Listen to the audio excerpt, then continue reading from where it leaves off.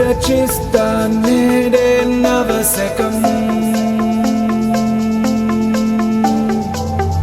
నినదిస్తా నిత్యం జనహితం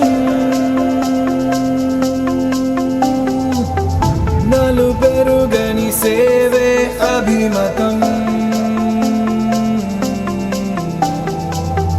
కష్టం ఏదైనా సమ్మతం భరత్ అనే నేను హామీ ఇస్తున్నాను బాధ్యున్నై ఉంటాను of the people for the people by the people ప్రతినిధిగా this is me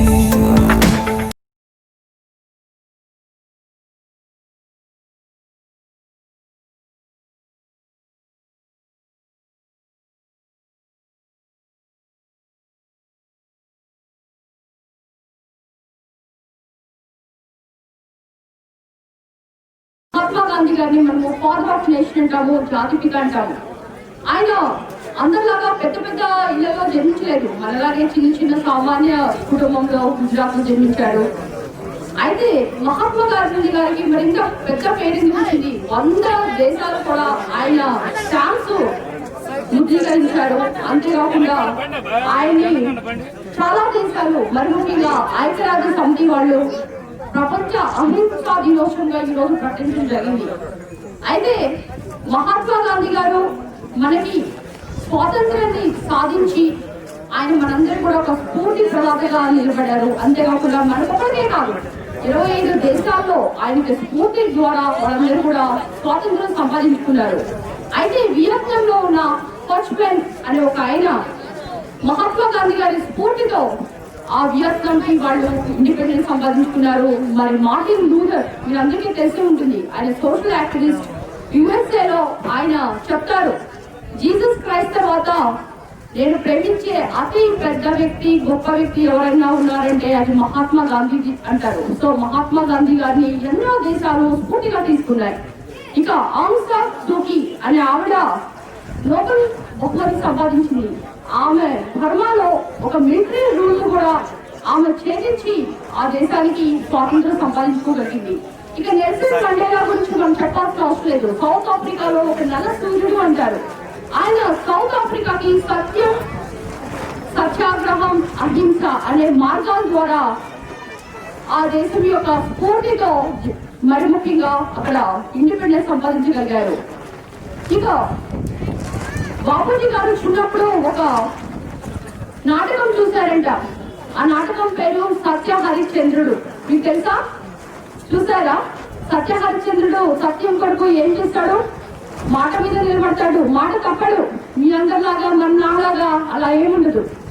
ఆయన ఏం చేస్తాడంటే సత్యం కొడుకు భార్య బిడ్డలు కూడా అమ్ముకొని తను కూడా తను అమ్ముకోవడానికి రెడీగా ఉన్నాడు. అలాంటి సత్య హరిశ్చంద్రుడిని ఆయన స్ఫూర్తిగా తీసుకొని సత్యం, ధర్మం అనేవి మన బ్లడ్ లో మన రక్తంలో ఉండాలి. అంతేగాని ఒకరినొకరు వెన్నుపోటు పరుచుకోవడం, మన ముందు ఒకలా మాట్లాడి వెనుక ఒకలా మాట్లాడటం ఇలాంటివి చేయకూడదు. నువ్వు ఒక పద్ధతిలో నువ్వు ఎప్పుడైనా ఒక పార్టీకి కానివ్వండి ఒక వ్యక్తికి కట్టుకున్నప్పుడు ఆ వ్యక్తికి మన ప్రాణం పోయినా సరే మనము మన ప్రాణం పోయినా ఆ వ్యక్తిని మనం కాపాడాలని ఉండాలి. కానీ ఆ వ్యక్తిని మనం వెన్నుపోటు పడుస్తూ ఇలాంటి రాజకీయాలు కూడా మీరు చేయకూడదు.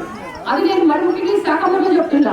అయితే అలాంటి సత్య హరిశ్చంద్రుడిని గాంధీజీ గారు స్ఫూర్తి తీసుకొని ఆయన అనుక్షణం కూడా సత్యం, అహింస, సత్యాగ్రహం ఇలాంటి ఆయుధాలతో మనందరికీ కూడా ఒక స్ఫూర్తిగా ఉండి మరి ముఖ్యంగా 200 సంవత్సరాల పైన బ్రిటిష్ సామ్రాజ్యాన్ని కుంకుడు వేళతో మిగిలించాడంటే అదంతా ఆయనలో ఉన్న నిగ్రహం. ఆయన ఒకసారి సౌత్ ఆఫ్రికా పోయినప్పుడు ఆయన ఒక లాయర్. అక్కడ పోయినప్పుడు చాలా మంది అక్కడ బ్రిటిష్ లో తెల్ల జాతి వాళ్ళు, మనం నల్ల జాతి వాళ్ళమని మనం చులకనగా చూసి ఒక భారతీయుడని ఆయన రైల్వే స్టేషన్ నుంచి తోసేశారు. తోసేసినప్పుడు కూడా వెంటనే ఆయన ఏమి కోపపడలేదు. ఒకసారి గాంధీజీ గారు అంటారు, మనకి ఎప్పుడైనా కోపం వచ్చినా మనకి ఎవరి మీద పగున్నా వెంటనే మనం ఏం చేస్తాం? వెంటనే వెళ్ళిపోయి ఏదో ప్రెస్ మీట్లు పెడతాం, లేకపోతే గొడవ పెట్టుకుంటాం, పోస్టింగ్స్ పెడతాం. ఇవన్నీ కాదు. బాపూజీ గారు ఈ రోజు మనం ఎందుకు చేస్తున్నాం? అక్టోబర్ 2 ఆయనలో ఉన్న స్ఫూర్తిని మనం తీసుకొని మనలో నిగ్రహం తెచ్చుకోవాలి. ఎవరైనా ఒకసారి ఒక చెంప మీద పడితే రెండో చెంప చూపించుకున్నాడు బాబుజీ గారు. ఇప్పుడు ఇక చెంప మీద పట్టకుండానే ఇక జనాలందరికీ ఉక్రోషం. ఇలాంటి తగ్గించుకోండి. ఈ రోజు అక్టోబర్ 2 ఈ రోజు మనం ఇక్కడ వచ్చామంటే అర్థం ఏంటి? ఏదో అక్టోబర్ 2 వచ్చింది, బాబుజీ గారి జయంతి చేసుకుంటున్నాం, అందరికి కొబ్బరికాయలు పెంచుతున్నాం, కొబ్బరికాయలు కొట్టాం, అట్లా కాదు. ఇండిపెండెన్స్ డే అయినా, రిపబ్లిక్ డే అయినా, బాబుజీ జయంతి అయినా, అంబేద్కర్ జయంతి అయినా మనందరం కూడా గుర్తుపెట్టుకోవాల్సిన ఒకే విషయం, ఒక సత్యం, అహింస. చాలా మందికి అహింస అంటే చాలా కష్టం. మనం కొట్టడం తిట్టడం అని మనకు చాలా ఇష్టం. కానీ అహింస అనే మార్గంలో ఎంతో కష్టం. అది ధర్మంగా మనం పాటించాలంటే ఇంకా మరి కష్టం. అలాంటి ఆదర్శాలని ఈ రోజు మీరు తీసుకోవాలని మీ గ్రామంలో ప్రతి ఒక్కరు కూడా ప్రతిజ్ఞ చేయాలి. ఈ రోజు ఇక వచ్చిన ప్రతి ఒక్కరు కూడా నేను ఎంత కోపం నా నిగ్రహంగా ఉంటాను, బాబుజీ గారిని ఆదర్శంగా తీసుకుంటాను, ధర్మం మాట్లాడతాను, ఇలాంటివన్నీ కూడా మనం ఈ రోజు ప్రతిజ్ఞ పూని అలాంటి లక్షణాలు మనం అలవర్చుకున్న రోజే మనము ఈ యొక్క బాబుజీ జయంతికి, నిజమైన బాబుజీ గారికి నివాళులు అర్పిస్తామని చెప్పడానికి నేను ఎంతో మీ ముందు సహృదయంగా చెప్తున్నాను. అయితే బాబుజీ గారి గురించి నేను కొన్ని చెప్పాలి మీకు. ఎందుకంటే ఆయన ఒక మనకి స్ఫూర్తే కాదు, స్వాతంత్రం సంపాదించేటప్పుడు ఆయన కంటే ముందు చాలా మంది నాయకులు వచ్చారు. వచ్చి వాళ్ళందరూ ఒక వేషధారణలో ఉంది, ఒక ప్యాంట్ వేసుకునేవాళ్ళు, లేక కోట్ వేసుకునేవాళ్ళు, లేక వాళ్ళ మాటలు అవన్నీ కూడా ప్రజలకి నచ్చలేదు. ఎందుకంటే వాళ్ళందరూ కూడా మనకి విదేశీయులు అంటే ఫారినర్స్ గా మనం ఎప్పుడు వాళ్ళని చూడటమే జరిగింది.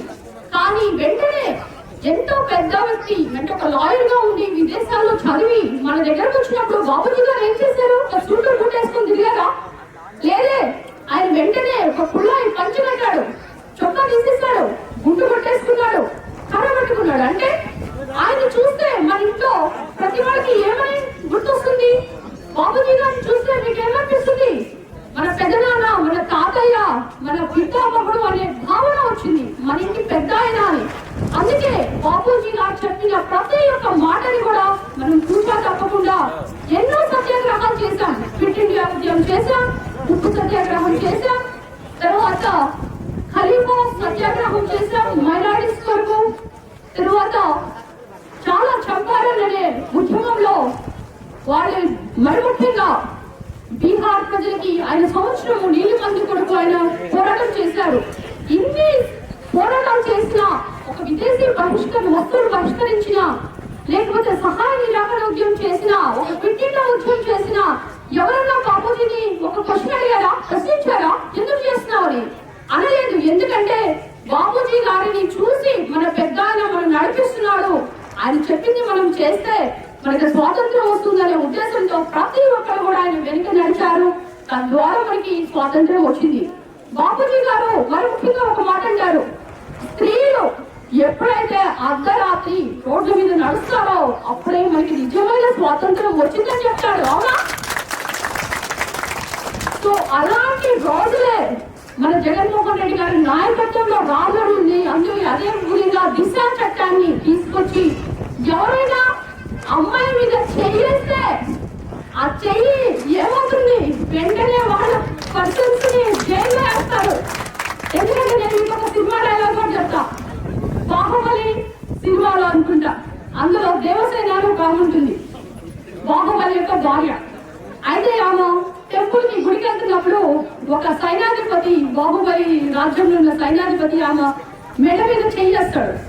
చెయ్యగానే ఆమె వెంటనే బంధిస్తాడు. ఎందుకంటే సేనాపతి చెప్తాడు, ఈమె చూడు నన్ను కొట్టింది, నా చేతులు నరికింది అని. వేడి నరుకుతుంది అనమాట ఆమె దగ్గర ఉన్న కత్తితో. సో వెంటనే బాహుబలి వస్తాడు. వచ్చి ఏంటి ఏమైంది దేవసేన అంటాడు. అనగానే ఆమె చెప్తుంది, నా మీ ఒంటి మీద చెయ్యేస్తాడు, అందుకే నేను వేడి నరికానని. అప్పుడు బాహుబలి ఏమంటాడు, ఆడదాని మీద చెయ్యి పెడితే నరకాల్సింది వేలు కాదు తల అంటాడు.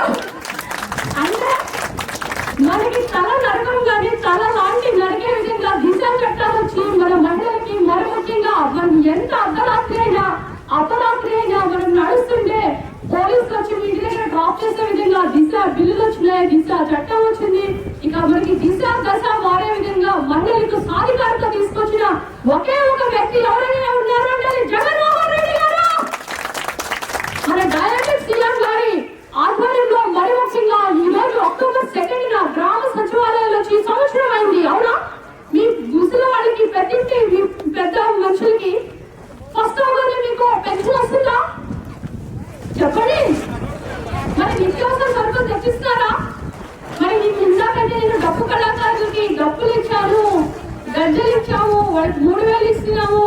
ఇక మహిళా సాధకారిక మహిళలకి చేయూత, వైఎస్ఆర్ చేయూత, మహిళలకి మరి ముఖ్యంగా 30 లక్షల పక్కా ఇళ్ల స్థలాలు కూడా జగన్మోహన్ రెడ్డి గారు ఇవ్వబోతున్నారు.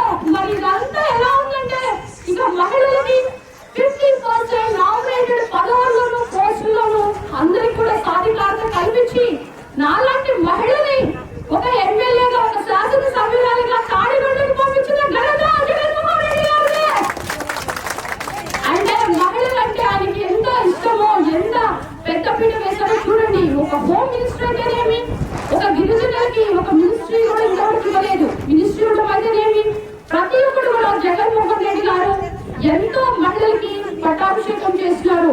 ఇక ఈ రోజు మరి ముఖ్యంగా శాఖమూరులో ప్రధాన మంత్రి ఆదర్శ గ్రామ యోజన పథకం కింద 90 లక్షలు మీ గ్రామానికి శాంక్షన్ అవడం శాఖమూరికి మరి ముఖ్యంగా ఈ యొక్క ప్రజలు చేసుకున్న సుకృతం కూడా అనుకుంటున్నాను. ఎందుకంటే ఎస్సీస్ ఎవరైతే ఉన్నారో ఆ యొక్క గ్రామాలని చూసుకొని 50% కంటే ఎస్సీస్ ఉంటే ఆ ఎస్సీస్ కి దగ్గరగా గ్రామాల్లో 2009లో 1000 గ్రామాలని సెలెక్ట్ చేయడం జరిగింది ప్రధానమంత్రి గారు.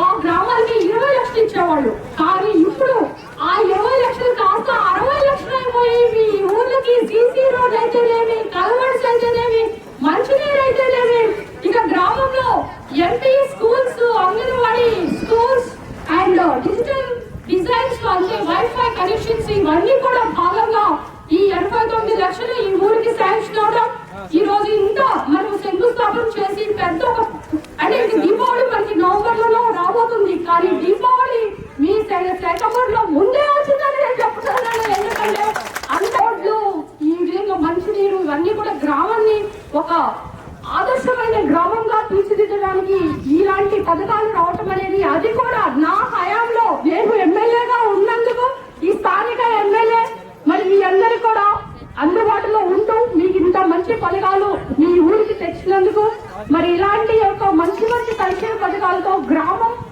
నిత్య కళాకౌరంగా ఉండాలని మీ అందరూ కూడా పిల్ల పాపలతో సంతోషంగా ఉండాలని కోరుకుంటూ ప్రతి ఒక్క అక్కకి, చెల్లికి, అవ్వకి, తమ్ముడికి, అన్నకి, సోదరులకి మీ అందరూ కూడా నా హృదయపూర్వక ధన్యవాదాలు తెలుపుకుంటూ జై జగన్.